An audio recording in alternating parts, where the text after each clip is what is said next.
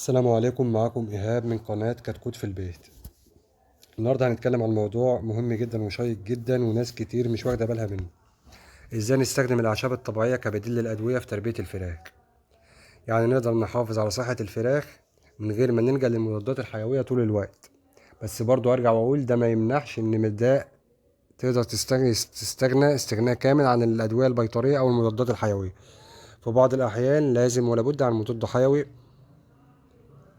تستخدمه معاك، ولكن احنا بنتكلم طول ما الفرخ معاك كويس مش محتاج معاك مضاد حيوي. نستخدم معاه أعشاب طبيعية. ليه الأعشاب الطبيعية مفيدة؟ لأنها بتقدر تقوي معاك الفراخ، تمنع الأمراض قبل ما تحصل، زي مثلا الزنجبيل أو الثوم أو النعناع أو الكركم أو الخل. فلو قلنا مثلا الثوم بيستخدم كمضاد حيوي طبيعي. بنهرس فصين توم بنحطهم في لتر مية، بنكررهم يومين في الأسبوع. بيقوي معانا المناعة، ينظف معانا الأمعاء، يمنع معانا الكوكسيديا. الزنجبيل مقوي عام مضاد للبرد.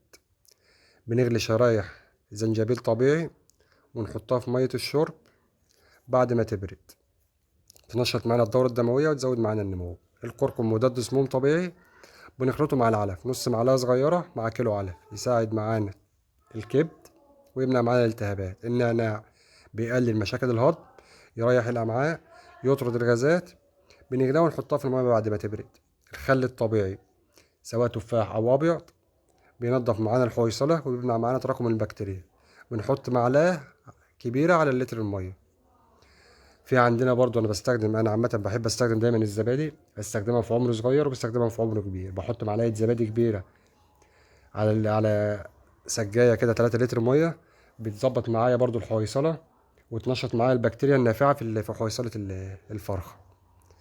أهم حاجة ما نخلطش كل الأعشاب دي مع بعض مرة واحدة، نستخدمها دايما بالتناوب، ويومين بس في الأسبوع كفاية. الأعشاب مش بس بديلة للتحصينات الأساسية، لكن بنقدر نقلل منها الأمراض بنسبة كبيرة.